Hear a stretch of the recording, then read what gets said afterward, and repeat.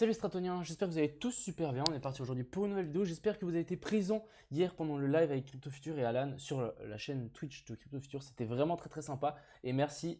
J'ai reconnu pas mal d'entre vous, donc c'était vraiment super sympa. Merci encore une fois d'être passé. Donc dans cette vidéo, on va parler bien évidemment de ce Bitcoin ici qui continue à descendre en escalier. On avait vu juste dans notre dernière analyse. On va aller aussi voir l'Ether, le BNB, le SP500, 2-3 petites altcoins aussi. Je trouvais ça assez intéressant. Le Sol, le Ape et le Axe, il y a peut-être quelque chose ici à voir. Et aussi, je voulais vous parler en fait, donc il y a Bybit qui ont lancé une petite campagne super sympa. Donc vous pouvez gagner jusqu'à 50 $. Je vous ai créé un lien exprès dans la description, donc je crois que ça s'appelle 50 bonus crypto millions. Si vous passez par mon lien, bah vous allez potentiellement gagner ces 50. Donc ce qu'il faut faire, c'est relativement simple. Il faut se connecter ou s'inscrire. Si vous avez déjà un compte Bybit et que vous n'avez jamais fait de dépôt, vous êtes éligible. Si vous avez déjà un compte Bybit, vous avez déjà fait un dépôt, etc., vous êtes plus éligible. Par contre, si vous êtes tout nouveau et vous n'avez pas de compte Bybit, n'hésitez pas à passer par mon lien, vous d'aller directement recevoir 10 $ en bonus et ensuite, une fois que vous faites un dépôt, vos premiers dépôts de 50 $, vous allez en recevoir 40. Donc c'est vraiment super simple et super facile. Donc n'hésitez pas à aller, il y a le lien dans la description qui a été fait pour vous, utilisez-le. Ensuite, bien évidemment, on ira aussi voir un petit peu donc Twitter, des trucs assez intéressants à vous montrer. Enfin bref, j'espère que cette vidéo vous plaira et sur ce, on est directement parti. Crypto,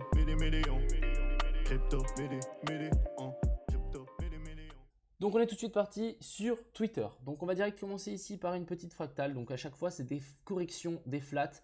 Donc à chaque fois qu'on en a une, ça descend. Donc voilà, ici, c'est toujours un Z, c'est en ABC. N'oubliez pas, c'est du ABC. Il l'a mis ici, on descend A, B, C et on continue à descendre. Ça veut dire que c'est juste une pattern de continuation d'une tendance. On a la même chose dans le sens inverse et souvent en fait la C nous fait un nouveau plus haut par rapport à la A. On prend les liquidités, on prend les stop loss et ensuite on descend. Donc cette vidéo elle sera aussi un petit peu plus pédagogique. J'espère que ça vous plaira.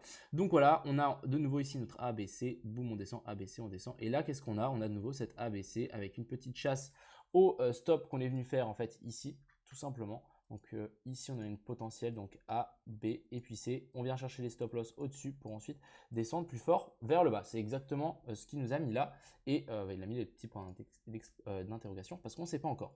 Ensuite, est-ce qu'on a eu notre capitulation?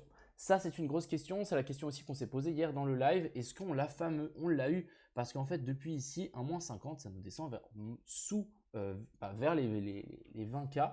Et si on mesure en fait une descente depuis le top jusqu'au bottom, du top jusqu'au bottom, on a regardé hier, ça descendait à 13K. Donc, est-ce que vraiment on a eu la capitulation? Est-ce que passer sous les 20K, ça ferait pas paniquer pas mal de gens? Et est-ce que ça sera pas ça, la capitulation que tout le monde attend? Je mets ça comme ça, à vous de prendre ça avec des pincettes. Mais voilà, il peut vraiment encore avoir pas mal de choses un petit peu différentes. Ici, donc, on a aussi une petite fractale. Donc ici, on a l'Ethereum et ici, on a le Solana. Est-ce qu'on ne ferait pas la même chose? Je pense que le Solana peut encore largement descendre. Ici, on l'a mis aussi. Donc un Solana qui descend à 20 $, ça ne m'étonnerait pas, surtout avec les problèmes qu'ils ont eu il n'y a pas longtemps. C'est vraiment quelque chose qui me choque pas du tout pour le coup. Maintenant, passons sur ce fameux Bitcoin. On va faire quand même un petit peu d'analyse un petit peu plus approfondie. On avait analysé tout ce morceau ici. Maintenant, on va s'occuper de ce qu'on est en train de faire ici. Et je trouve ça plutôt assez intéressant qu'on check ensemble. Donc déjà, plusieurs choses qui nous frappent à l'œil. C'est par rapport en fait à tous ces sommets-là, on est venu faire un nouveau plus haut. Donc, est-ce que la tendance est inversée? Pour le moment, pas pour moi. Je voudrais absolument un top par rapport à ça. Mais en plus petit time frame, oui, on a la tendance qui est inversée, ce qui pourrait en fait nous propulser vers le haut. Ça, c'est quelque chose de complètement viable. Hier, qu'est-ce qu'on disait? C'était hier, non, c'était il y a quelques jours. On disait que ici, on avait un magnifique bear flag. Je ne sais pas si vous vous souvenez. J'avais mis aussi un petit tweet pour vous dire que j'avais shorté cette petite descente. Sauf que voilà, j'ai été la liquidité cette fois. Moi qui cherchais la liquidité, les gens où ils avaient mis leur stop loss finalement. Mon stop loss a été la liquidité pour le coup malheureusement. Donc mon stop loss, mon short n'est pas passé, mais voilà, on aurait TP magnifique ici. On est venu chercher les stops qui étaient placés là en dessous. Donc pour le moment, c'est très bien. Donc on avait bien vu donc ce petit bear flag avec la chute qui nous a eu. Parfait. Ensuite, qu'est-ce qu'on a eu? On a eu du coup ici, je vais vraiment vous mettre toutes les indications.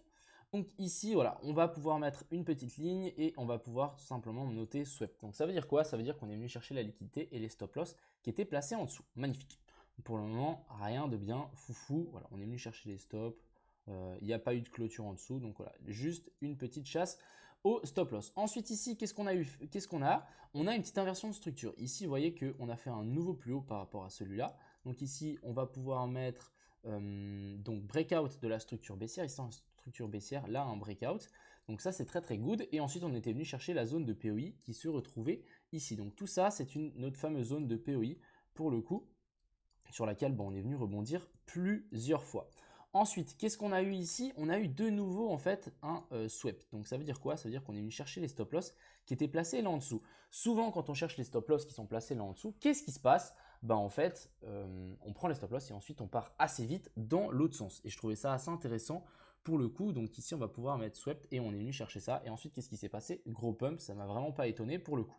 On avait ici aussi, par rapport à cette mèche ici et cette mèche là, un petit equal low, un equal high. Donc ça veut dire que c'est deux tops qui sont au même niveau. Ça veut dire que le cours s'est arrêté deux fois au même niveau. Ça signifie quoi? Ça signifie toujours que en fait, on a de la liquidité qui s'est accumulée là en dessous. Au-dessus, excusez-moi. Et du coup, quand on est venu rechercher ça, on est tout simplement revenu faire un petit swept et on a pris la liquidité. Donc pour le moment, ici, on est vraiment dans un méga range. Ça cherche les liquidités en bas et en haut. Et en fait, ici, je pense qu'on a aussi de la liquidité. Avec cette petite mèche, voilà, on n'a pas forcément tout pris. Donc là, en dessous, à mon avis, il y a encore de la liquidité à potentiellement venir chercher. Actuellement, moi, j'ai shorté juste par là. Je me suis dit que en fait, on allait sans doute faire de nouveau. Je vais vous remontrer donc cette fameuse ABC que je vous ai montré avant. On prend les stop loss et ensuite on descend. C'est exactement ce que je vous ai montré tout à l'heure avec la petite photo sur Twitter. Voilà, cette fameuse ABC et ensuite on repart et on descend vers le bas. Donc ça, c'est vraiment quelque chose, encore une fois, de valable. Et en fait, ici, on est venu chercher cet equal high et maintenant, on va sans doute venir chercher ici cet equal low qui devrait, je vais plutôt mettre un equal low, ça serait plus intéressant et venir chercher ça pour ensuite, pourquoi pas, venir chercher plus bas, sachant que en fait, ici, on a défoncé les gens qui shortaient. Magnifique. Donc voilà un petit peu comment j'analyse cette petite charte et personnellement, quand on dézoome un petit peu la charte, ici, on voit que on n'est toujours pas sur un bottom, on fait des U, des N. Donc, vous voyez ici, on a un N, c'est des arrondis. Au lieu de faire à l'inverse des beaux arrondis dans l'autre sens. Donc personnellement, je pense que ici, on peut encore chuter un petit peu et potentiellement venir chercher encore un petit peu plus bas. Et ensuite, ça va être vraiment décisif. Est-ce qu'en fait, ici, on a aussi cette A, B, C et là, on vient vraiment chercher plus bas. Et on a cette fameuse capitulation sur laquelle je parle depuis tout à l'heure. Donc ça, ce sera vraiment quelque chose assez intéressant et à noter. Mais voilà, personnellement, je pense que la capitulation n'a pas encore eu lieu et qu'il y a encore beaucoup de gens qui hold leur position et je pense qu'il y a moyen que ça aille chercher un petit peu plus bas. Du côté ici de l'ETH, on a de nouveau bear flag et pour le moment toujours pas de retournement de structure. Sachez que on aurait pu en avoir une, sauf qu'en fait ici on n'a pas fait de clôture sous cette mèche, donc on n'a pas de continuation de la structure et pour moi ici ça reste clairement baissier. Ça veut dire qu'on n'est toujours pas venu faire un nouveau sommet par rapport à ça. Vous allez me dire, ouais, mais pourquoi on ne prend pas ce sommet ici pour dire, ok, on a une clôture, ça inverse la structure? En fait, parce que ici, on n'a pas eu de clôture en dessous de ce point bas. Donc actuellement ici, l'Ether qui est toujours bearish. Et quand je vois ça, pour moi, ça sent mauvais. Du côté du BNB, on a toujours cette fameuse zone de compression. Pour le coup, ici, encore une fois, vraiment bear flag dans un bear flag. À mon avis, ça va craquer dans pas longtemps. Du côté du SP500 qui est toujours en train de batailler ce niveau, on est même passé en dessous. Bref, le SP500, je pense qu'il va continuer à descendre. On a pourtant, pourquoi pas, ici une petite inversion de structure qui pourrait potentiellement nous propulser un petit peu plus haut. Mais pour le moment, ici, vraiment en gros time frame, ça reste clairement baissier. Et pour moi, c'est simplement ici, encore une fois, un simple retest de cette ancienne zone de support, donc en tant que résistance. Donc franchement, pour le coup, vraiment pas incroyable. Passons donc sur nos petites altes. On a le Solana qui latéralise, qui continue à descendre. Et ici, on le voit bien, c'est bear flag ici qui s'accumule. Et à chaque fois qu'on descend, mais à chaque fois qu'il s'accumule, tac, tac. Et là, on en a encore. Donc je pense qu'à mon avis, ici, on peut encore chuter. Et comme j'ai dit, le Solana, il peut encore descendre, je sais pas, vers la zone des 20 $, ça ne me choquerait pas pour le sol. Ensuite ici, on a le petit Ape qui est vraiment en train de latéraliser, mais c'est super intéressant. Par contre, encore une fois, ici, on voit bien qu'on n'a pas de clôture en fait au-dessus de cette mèche-ci. Ça signifie qu'en fait, ici, on est toujours baissier. Après, c'est vrai que ici, ça commence à joliment latéraliser, mais voilà, on n'a toujours pas d'inversion de structure. Donc, méfiez-vous pour le coup. Et pour finir, on a le Axe qui nous a fait une jolie petite, un joli petit pump. Et en fait, on a eu genre des inversions de structure dans partout là. Tac, tac. Même ici, on a eu une inversion de structure. Donc ça, c'est plutôt bon signe, même par rapport à ceci. Donc ça, c'est plutôt pas mal. Maintenant, ce qu'il nous faut, c'est un retour dans la zone de POI. C'est exactement ce qu'on est. On est exactement dans cette fameuse zone de POI ici.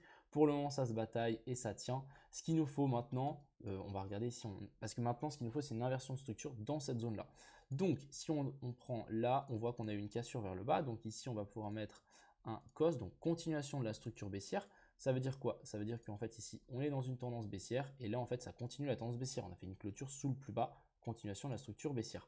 Par contre, maintenant, ce qu'il nous faut, c'est un breakout de la structure baissière. Pour avoir un breakout, je rappelle qu'il nous faut une cassure en fait de l'ancien sommet. Donc voilà, il nous faut une cassure de ce sommet.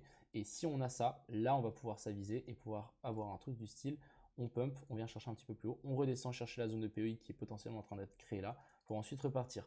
Et du coup, à ce moment-là, on prendra le petit trade ici avec un stop loss sous ce plus bas. Mais pour le moment, ce n'est pas du tout le cas et pour le moment, il faut simplement patienter. Je pense que le Bitcoin va potentiellement continuer à chuter. Personnellement, j'ai hold ma position en short. On verra si ça passe ou pas. J'ai vraiment pas mis beaucoup, donc c'est plutôt en mode ok, bon, je short, on verra si ça passe ou pas. Enfin bref, j'espère que cette vidéo un petit peu plus pédagogique vous a plu. Je vous souhaite à tous un bon week-end, profitez bien et puis on se voit très bientôt. À plus!